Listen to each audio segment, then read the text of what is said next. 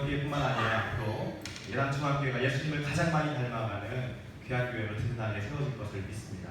네. 특별히 지금 비가 많이 오고 있잖아요, 그렇죠? 거센 비바람을 뚫고서 예수님을 닮아가는 거룩한 삶의 예배 행진 가운데 오신 여러분 모두를 축복합니다. 우리 어린아이들도 있어요, 그렇죠? 어린아이들 특별히 예수님처럼 지혜가 자라고 키가 자라고 하나님과 사람에게 더욱 사랑스러워가는 아이들로 성장하기를 축복합니다. 네. 오늘 말씀 같이 한번 보도록 하겠습니다. 히브리서 12장 1절에서 3절 말씀 나오나요? 네. 제가 비켜야 잘 보일 것 같아요. 그래서 말씀 읽을 때 잠깐 비키도록 하겠습니다. 우리 히브리서 12장 1절에서 3절 말씀 같이 한 목소리로 합동하겠습니다. 시작. 이러므로 우리에게 지금같이 둘러싼 허다한 증인들이 있으니 모든 것과 얽매인 시주제를 벗어버리고 인내로서 우리 앞에 강한 경주를 경주하며 믿음의 주요 또 온전하게 하시는 이 예수를 바라보자.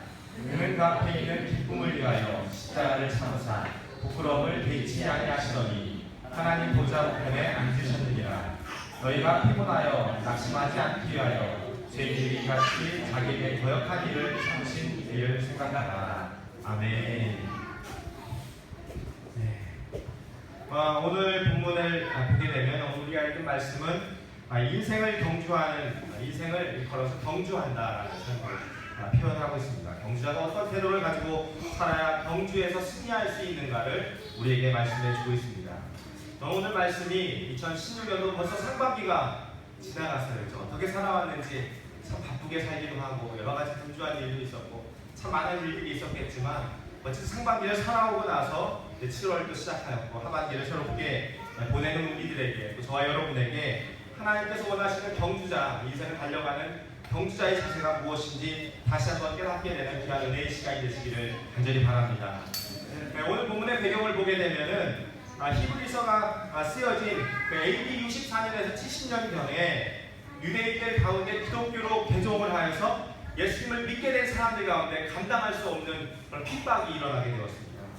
AD 64년에 네로가 기독교를 박해를 하게 되죠. 박해를 하게 되면서 기독교를 이적단체로 아주 나쁜 단체로 규정을 하게 됩니다. 그러면서 핍박을 당하게 되는 거죠. 그 대신에 반면에 유대교는 그들이 아주 국가적으로 좋은 종교로 육성을 하면서 더 성장할 수 있도록 도와주는 역할을 하였습니다. 기독교는 핍박을 하고 유대교는 육성을 하게 되니까 어떻게 됩니까? 유대교에서 기독교로 개종한 사람들이 마음에 무슨 생각이 들까요? 유대교에서 기독교로 왔더니 핍박을 당하니까 마음이 연약해지는 거예요. 우리가 무엇인가를 시작할 때 갑자기 거센 비바람과 풍파가 닥치게 되면 마음이 흔들리게 되잖아요. 그런 일들이 그 당시에 있었던 것입니다. 그래서 예수님을 믿었던 신자들이 다시 믿음을 잃어버리면서 다시 유대교로 가버리는 일들이 발생하게 된 것입니다. 그리스도인으로서 내가 살아가면서 져야 될 짐, 믿음의 짐이라는 것이 무겁고 또 혼란과 풍파가 다가오게 되니까 내가 더 이상 믿음을 지탱하기 어렵겠구나라는 판단을 하면서 다시 예수님을 믿던 삶으로부터 믿지 않던 것과 같은 그 이전의 삶으로 돌아가 버리는 일들이 발생하게 된 것입니다. 여러분 오늘날의 상황은 어떻습니까? 우리가 믿음을 지키기가 참 용이하고 좋습니까? 그렇지 않다는 것을 많이 발견하게 되죠. 먼 과거의 역사에서나 있을 법한 일들이 오늘날 참 많이 일어나고 있는 것 같아요. 최근에 터키 공항에서 일어난 테러 사건이 있었잖아요. IS가 배우로 알려졌는데 기독교인을 비롯한 소수 종교인 어린이들을 참수하고 잔인한 방식으로 살해하는 일들이 그동안 계속 이어져 오는 것을 여러분 아마 뉴스를 통해서 다 보셨을 것입니다. 제가 한 3주 전까지 미국에 있다가 오게 되었는데요. 미국의 상황이 어떻습니까? 작년 6월에 연방 대법원이 동성애를 합법화했지 않습니까? 그렇게 되고 나면서 동성애에 대한 물결들이 더 점점점 가속화되는 분위기를 미국에서 보게 되는 것이죠. 미국의 한 판사가 노스캐롤라이나에서 근무하고 있는 판사가 어느 날 갑자기 사직서를 낸 거예요. 이유가 무엇인가 하면 그 판사라는 공적인 직무에 있다 보면 동성애자들이 와서 결혼을 하는데 주례를 서달라고 부탁을 하거든요. 근데 본인의 신앙 양심상 직무 때문에 부탁을 하지만 내 신앙 양심상 동성애 결혼에 주례를 설 수가 없는 거예요.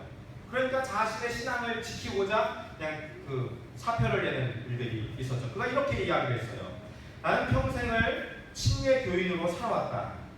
내가 어렸을 때부터 믿어온 것에 반대하는 일을 할 수 없었다. 그가 사표를 낸 가장 큰 이유가 뭐냐면 본인의 신앙의 신념을 바탕으로 사표를 내게 되었다는 것입니다. 제가 애틀란타에 살았는데 애틀란타에는 케빈 포클라이라는 소방국장이 있었습니다. 여러분, 국장이면 높은 자리잖아요, 공직에서. 그렇죠? 근데 이분은 상별례이 아니라 잘렸어요. 왜 잘렸냐면 이분이 평상시에 친에게 집사님으로 열심히 주일학교에서 성경을 가르치고 하는 일들을 하는데 이분이 책을 하나 썼어요. 성경을 가르치는 책을 썼는데 이 책을 가지고 이제 주변에 직장인 동료들에게 읽어보라고 권면을 했는데 그 책에 무슨 내용이 있었는가 하면 동성애나 동성 결혼을 성경적으로 옳지 못하다는 당당한 성경적인 이야기를 밝힌 내용들이 들어가 있었습니다. 그렇게 되니까 어떻게 되냐면 사람들이 그것을 보고 나서 이 국장을 고발하게 된 거죠. 그래서 시로부터 국장 자리를 잃게 되는 그런 일들이 있었습니다. 한사가 되는 것, 시의 소방국장 되는 것 결코 쉬운 일이 아닌데 신앙을 이유로, 신앙 때문에 자신이 그동안 이루어왔던 것, 자신의 기득권, 자신의 권리를 내려놓아야 하는 일들이 이 세상에 비일비재하게 지금 일어나고 있다는 것입니다. 여러분, 우리나라가 어떻습니까? 얼마 전에도 서울시 서울광장에서 퀴어 축제를 했잖아요. 그때 많은 기독교인들이 이것에 대해서 또 반대하는 집회를 함께 했었는데 그런 축제가 열릴 때마다 어떤 마음이 듭니까? 우리나라가 동성애 물결 가운데 더 점점 확장되는 분위기 속에 우리 신앙의 위기를 느끼지 않습니까? 그것이 확장되면 국회에서 이제 차별금지법을 철폐해라 이렇게 하는데 차별금지법이라는 게 어떤 부분은 좀 철폐되어야 될 부분이 있는 것도 사실이긴 하지만 성차별에 대한 이런 법을 철폐하게 되면 교회에서 동성애가 죄라고 가르칠 수도 없게 되고 또 동성애자들이 그런 것을 이유로 교회를 공격하는 부분에 대해서 성경적으로 방어할 수 있는 것을 사회가 막고 있기 때문에 굉장히 어려워지는 시대 속에 살게 되는 것이죠. 참으로 갈수록 어려워지는 시대를, 믿음의 경주를 달려가기가 쉽지 않은 시대를 살아가고 있는 것이 우리 형편입니다. 복음 전도자로 잘 알려진 미국의 목사님 중에 빌리 그레함이라는 목사님이신데 아시는 분이 있을 겁니다. 그 목사님이 아닌 누구냐면 프랭클린 그레함이라는 목사님인데 이 목사님이 이렇게 이야기를 하는 거예요. 핍박하는 기독교의 시대가 도래하고 있다. 미국이 기독교의 나라라는 말은 옛말이고 갈수록 핍박이 심해지고 그리스도인들이 마음 놓고 자신의 신앙 고백을 하지도 못하는 시대 속으로 우리를 몰아넣고 있다. 이렇게 이야기를 한 것입니다. 믿음을 지키기 위해서 손해를 감수해야 하는 시대를 우리가 살아가고 있다는 것입니다. 지금도 그렇지 않습니까? 사회생활할 때 내가 가지고 있는 믿음을 표현하려면 무엇인가를 거부하고 무엇인가 구별된 삶을 살려면 때로는 그것 때문에 손해볼 수밖에 없는 시대를 살아간다는 것이죠. 때로는 자신의 직장이나 사업이 양심적으로 운영을 하다 보면 좀 손해가 이익이 덜 날 수도 있고 피해를 볼 수도 있게 되는 것이죠. 내가 세상을 타협하면 그럭저럭 살 수 있을 텐데 믿음으로 경주하려고 하면 할수록 거센 저항에 부딪히는 현실을 우리가 맞이하고 있다는 것입니다. 믿음이 아니면, 사명이 아니면 도저히 감당할 수 없는 시대를 우리가 살아가고 있다는 것입니다. 한 신문기사에 이런 내용이 나왔어요. 390여 년 전에 청교도들이 종교의 자유를 찾아 기독교 정신으로 세운 미국에서 지금 기독교인들은 다시 자신의 종교를 찾아야 하는 시대 속으로 들어가고 있다. 자신의 종교를 찾아, 종교의 자유를 찾아 떠나야 되는 시대가 도래하고 있다. 이렇게 이야기를 하는데 저는 이렇게 생각합니다. 우리가 찾아야 할 것이 종교의 자유가 있는 그곳이 아니라 다시 한번 우리의 사명이 무엇인지를 발견하는 것이 더 필요하고 교회가 교회됨을 회복하는 것이 더 필요하고 많은 그리스도인들이 예수님을 따라가고 닮아가는 그 제자로서의 믿음을 회복하는 것이 오늘날 시대에 주어진 믿음의 과제가 아닌가 싶습니다. 이런 위기의 시대를 살아가고 있는 기독교인들에게 바울이 이렇게 말씀하시죠. 비록 우리 인생에 무거운 짐이 있고 힘들고 어려운 상황이 다가올지라도 우리에게 둘러싼 그 허다한 믿음의 증인들이 살았던 그 믿음의 선조들의 삶을 다시 한번 상기하고 바라보게 되면서 우리를 또 온전케 하시는 예수님, 우리를 끝까지 붙들어주시는 그 예수님 끝까지 바라보면서 포기하지 말고 믿음의 경주를 지속해서 이어갑시다 라고 오늘 말씀을 우리에게 권면해 주고 있는 것입니다. 그렇다면 인생 마라톤을 경주하는 우리에게 오늘 본문을 통해서 주시는 교훈은 무엇입니까? 첫 번째는 경주자는 경주에 불필요한 모든 것을 벗어버릴 수 있어야 된다는 것이죠. 성경에 보게 되면 모든 무거운 것과 얽매이기 쉬운 죄를 벗어버리라 이렇게 말씀하고 있습니다. 경주를 빨리 다니지 못하게 만들어버리는 것이 있다면 또 경주할 때 우리를 거추장스럽게 하거나 불편하게 한 것이 있다면 그거는 뭡니까? 불필요한 것이라는 겁니다. 경주에서 자꾸 나를 포기하게 만드는 것이 있다면 그것은 우리를 얽매이게 하는 것이라는 것입니다. 여행을 할 때 보면 우리는 짐을 싸게 되잖아요. 다 여행을 해보셨죠? 짐을 싸게 됩니다. 혹시 필요할지 몰라, 이거 가져가면 써먹을 수 있을지 몰라 하는 생각으로 이것저것 내가 짐을 싸게 됩니다. 그러다 보면 짐이 처음에 생각한 것보다 많아지게 되는 거예요. 짐을 챙길 때는 잘 몰랐는데 실제로 여행을 하다가 보면 짐이 많아지다 보니까 왜 이렇게 짐이 많지? 번거로워하면서 우리를 불편하게 하는 일들이 생긴다는 것입니다. 그래서 여행 중에 여행을 하고 돌아오다 보면은 여행 중에 한 번도 입지 않고 한 번도 쓰지 않은 물건들 고스란히 다시 가져오는 일들을 아마 경험해 본 적이 있을 것입니다. 그래서 사람들이 말하기를 여행 경험이 많은 사람과 적은 사람을 보게 되면은 짐 싸는 것부터 차이가 난다, 이런 이야기들을 하게 되는 것이죠. 마찬가지입니다. 우리가 인생 경주를 할 때도 보면은 필요한 것이 무엇이냐면 좋은 옷이나 화려한 옷이 아니라는 거예요. 경주를 가장 잘할 수 있는 그 옷, 인생 경주를 잘 달려갈 수 있는 그 운동선수로서의 복장을 갖추어야 된다는 것이죠. 아무리 내가 좋은 옷을 입고 있어도 운동하다 보면 그만큼 거추장스러운 것이 없습니다. 테니스를 치다 보면은 날씨가 추울 때가 있습니다. 날씨가 추울 때 보면은 사람들이 테니스 복장만 반바지에 반팔 운동복만 딱 입는 것이 아니라 겉에 점퍼도 좀 가벼운 거 입고 테니스를 치게 되거든요. 치다 보면 뭐가 납니까? 땀이 나니까. 땀이 나면 그때는 잠바가 어떻게 되죠? 거추장스러운 것이 되는 거예요. 이 잠바가 아무리 브랜드가 좋은 것이어도 거추장스러운 거예요. 운동할 때는. 내가 아무리 수백만 원이 입고 하는 멋있는 옷을 입고 있어도 운동할 때는 그런 옷은 다 거추장스러운 거예요. 벗어야 운동을 잘 할 수 있게 된다는 것이죠. 세상 사람들도 자신이 달려야 될 인생의 경주를 위해서 최상의 조건을 찾기 위해서 얼마나 많이 노력하는지 모른다는 것이죠. 그러면 우리가 무엇을 버리면 좋을까요? 베드로전서 2장 11절에 보니까 사랑하는 자들아, 나그네와 헬인 같은 너희를 권하노니 영혼을 거스려 싸우는 육체의 정욕을 제어하라. 요한일서 2장 15절 16절은 이렇게 말씀합니다. 이 세상이나 세상에 있는 것들을 사랑치 말라. 누구든지 세상을 사랑하면 아버지의 사랑이 그 속에 있지 아니하니 이는 세상에 있는 모든 것이 육신의 정욕과 안목의 정욕과 이생의 사랑이니 다 아버지께로부터 쫓아온 것이 아니라 세상으로 쫓아온 것이다. 이렇게 말씀해주고 있죠. 여러분, 하와의 범죄 어떻게 시작되었는지 다 아실 것입니다. 선악과를 볼 때 어떻습니까? 먹음직도 하고 보암직도 하고 지혜롭게 할 만큼 탐스럽다고 성경이 이야기하죠. 다윗이 밧세바를 범할 때 그 시작이 무엇이었습니까? 왕궁 옥상을 거닐다가 밧세바가 목욕하는 것을 본 것이 발단이 되어서 밧세바의 남편이자 그 다윗의 자신의 가장 촌스러운 그 부하였던 우리아까지 전쟁에 나가서 죽이게 하는 결과를 맞이하게 되지 않습니까? 그러니까 보는 것, 성경은 우리에게 말씀하는 보는 것 조심하라고. 그렇죠? 보는 것을 내가 마음에 담게 되지 않습니까? 마음에 담게 됩니다. 세상을 바라보게 되면 내가 세상적인 것으로 나의 마음을 채우게 될 수밖에 없다는 것이죠. 그러면 우리는 어떻게 됩니까? 세속적인 가치로 나의 삶의 기준을 삼고 살아갈 수밖에 없다는 거예요. 왜냐하면 내가 그것을 보고 그것을 내 마음에 담았기 때문에 그것이 내 삶의 기준이 될 수밖에 없다는 것이죠. 나약하게 되는 거예요. 때로는 내가 이렇게 살면 안 되는데 하고 갈등하게 되지만 그것을 저항할 힘이 나에게 없는 거예요. 그렇기 때문에 믿음의 경주를 달리기에는 역부족할 수밖에 없는 사람이 될 수밖에 없는 것이죠. 여러분, 조금만 더 나아가면 우리가 버려야 할 것은 이 정도에서 그치지 않는 것이죠. 우리가 나쁜 것, 죄된 것, 이건 옳지 않다라고 분명히 인식하면 내가 이것을 저항하려고 노력을 하게 되잖아요. 그런데 우리가 그것을 넘어서 더 조심해야 되는 것이 있는데 그것이 바로 무엇인가 하면 어떤 것은 명백하게 죄로 인식될 만큼 나쁜 것도 있지만 어떤 것은 그렇게 다가오지 않고 오히려 평상시에 보면은 우리에게 축복처럼 여겨지는 것도 있다는 거예요.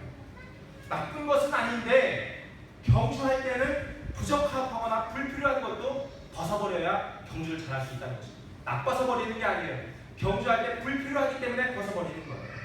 불필요한 것이 일반적으로 볼 때 다 나쁜 것은 아니라는 거예요. 여러분, 믿음의 경주를 할 때 혹시 하나님이 복으로 주신 것, 그런 것이 방해로 작용할 때는 없습니까? 복을 누리면서 그 복을 주신 하나님과 멀어지거나 여러분 살아가는 믿음의 경주에서 혹시 주저하거나 좀 멀어지게 하는 경우는 없습니까? 여러분 자신 한번 살펴보십시오. 어떻습니까? 우리가 자녀를 하나님께서 이렇게 주셨을 때 어떤 마음이 들어요? 너무나 감사하죠. 그렇죠? 하나님께 감사합니다. 자녀를 주신 건 하나님 축복입니다. 기업으로 주신 거예요. 너무나 감사한 일이죠.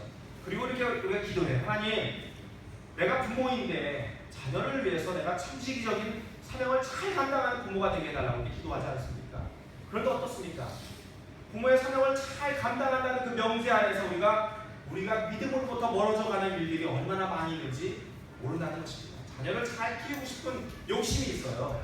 그런데 자녀를 잘 키우고 싶은 마음이 있는 건 좋은데 그것이 욕심이 되어서 자녀에게 모든 것을 집중하는 나머지 하나님을 향한 믿음의 경주를 달리는 데는 게을러지는 일들이 우리 가운데 충분히 생겨날 수도 있다는 것입니다. 그런 삶의 장애물들이 내가 알지 못하는 사이에 생겨날 수 있다는 것을 우리가 늘 기억해야 된다는 것입니다. 때로는 우리가 취업을 놓고서 기도하게 되죠. 때로는 내가 직장을 놓고 기도하게 되고 사업을 놓고 기도하는 것 참 필요한 것입니다. 이것이 나쁘다고 말씀드리는 것이 결코 아닙니다. 꼭 해야 되는 것이죠. 그리고 우리가 직장을 얻게 되고 사업이 잘 되기 시작합니다. 그러다 보니까 어떻게 됩니까? 업무가 많아지게 되고 일이 많아진 거예요. 사업이 막 비즈니스가 바쁘게 돌아가게 됩니다. 직장 일을 사업이라는 건 내가 당장 해야 되는 일이죠. 그런데 신앙이라는 건 어떻습니까?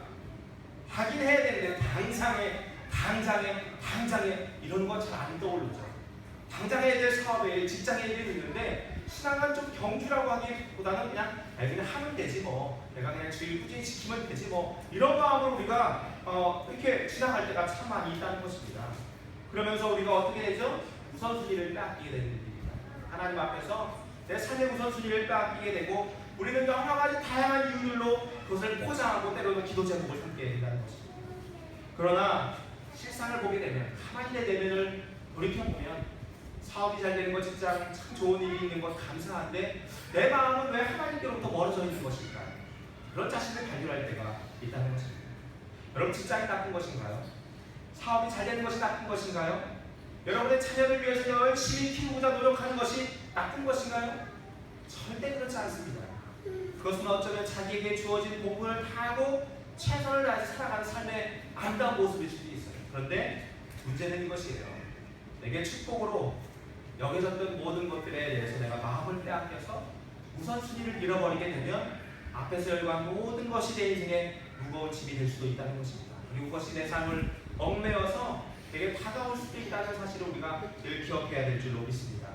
그리고 이런 것들이 저와 여러분이 달려가는 믿음의 경주에서 나도 모르게 함정이라고 생각하면 확실히 피할 텐데 함정이 아닌 듯하게 함정으로 다가오게 되니까 내 자신을 믿음의 경주에서 빠뜨려서 하나님과 멀어지는 관계로 나아가도록 이끌 때가 있다는 것입니다.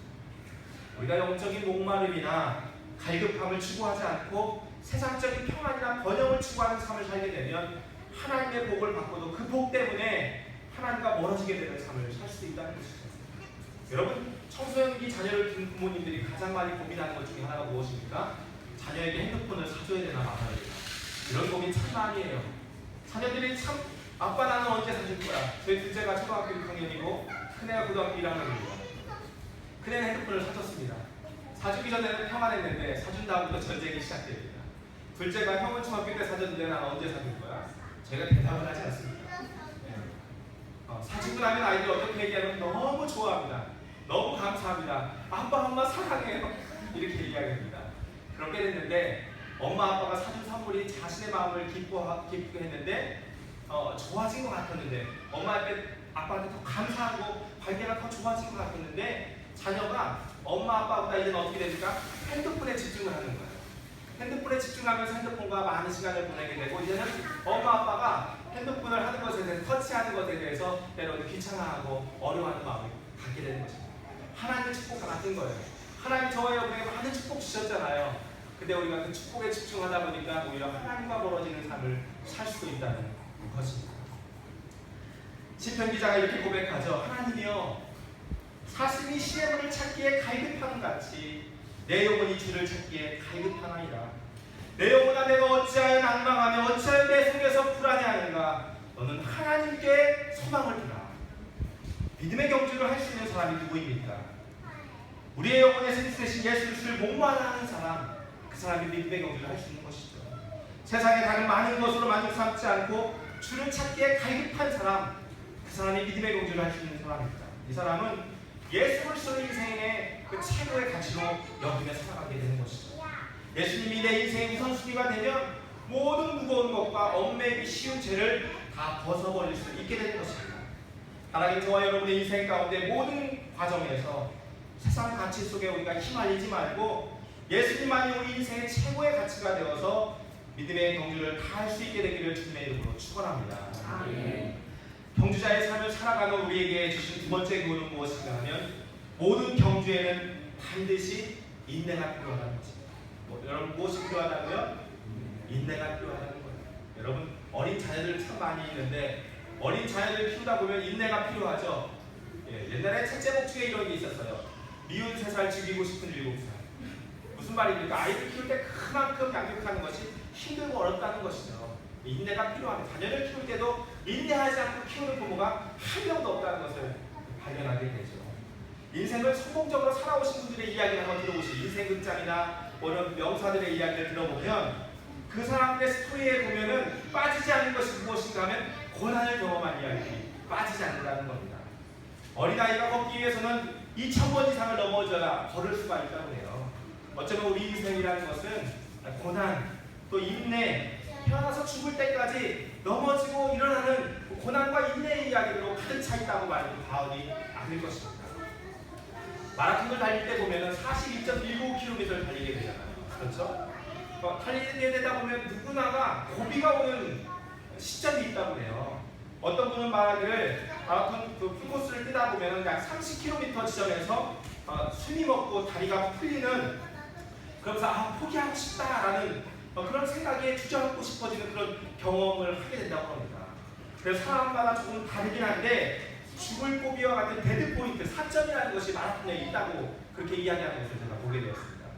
그래서 어떤 사람들은 어떻게 됩니까? 그 고비를 넘기지 못하고 주저앉게 되는 사람들이 있는 반면에 어떤 사람들은 어떻게 합니까? 그 고비를 이겨내고 완주의 희열에 도달하는 사람들이 있다는 것이죠.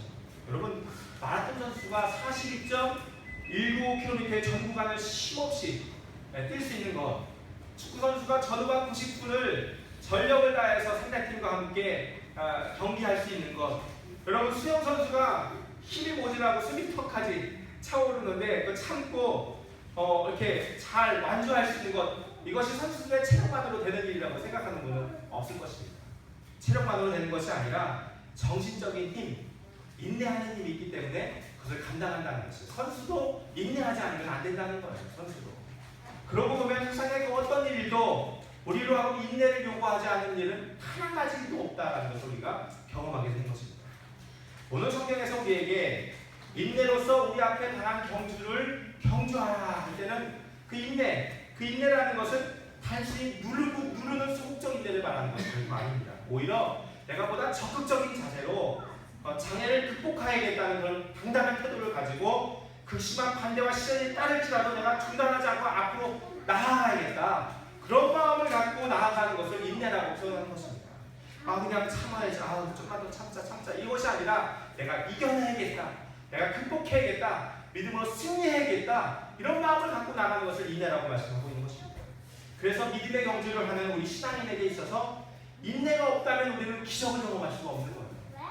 인내가 없다면 우리는 인생에서 더 많은 실패와 아픔을 경험할 수밖에 없다는 것입니다. 인내가 있기 때문에 기적도 경험하고, 인내가 있기 때문에 고난 속에서 성공과 회복과 승리를 주신 하나님께 나아갈 수가 있게 되는 것입니다. 사랑하는 우리 예단중앙교회 성도 여러분, 우리가 주님을 따라 믿음의 경주를 한다고 할 때 우리는 이 길을 좁은 길이라고 해요. 넓은 길이 아니에요. 또 다른 말로 십자가의 길이라고 해요. 믿음의 경주를 하는 이 길이 십자가의 길이죠. 또 자기를 부인하고 따라가야 하는 제자의 길이라고 이야기합니다. 좁은 길이에요. 십자가의 길이에요. 제자의 길이에요. 그런데 문제는 우리가 이 길을 따라가도록, 이 경주를 잘하도록 세상이 우리에게 다 맞추어주거나 환경이 절대 조성되지 않는다는 것입니다. 아까 서두에 말씀드렸던 것처럼 믿음의 경주를 잘하는데 더 걸림돌이 많아지는 세대를 우리가 살아가고 있다는 것이죠. 우리가 그렇게 살려고 하면 할수록 핍박이 심해지고 매일매일 다른 고통들이 늘 존재할 수밖에 없다는 것입니다. 그래서 주님은 말씀하는 거예요. 그렇기 때문에 너희가 인내해야 된다. 그렇기 때문에 너희들이 참아야 믿음의 경주를 잘 달려갈 수 있단다라고 우리에게 말씀해주고 있는 것입니다. 베드로전서에 보면 죄가 있어 매를 맞고 참으면 무슨 칭찬이 있으리요. 오직 선을 행함으로 고난을 받고 참으면 이는 하나님 앞에 아름다우리라. 이를 위하여 너희가 부르심을 입었으니 그리스도도 너희를 위하여 고난을 받으사 너희에게 본을 끼쳐 그 자취를 따라오게 하려 하셨느니라. 이런 말씀이 있습니다. 주님을 따라가는 믿음의 경주에는 고난을 참아내는 것이 반드시 필요하다는 것입니다.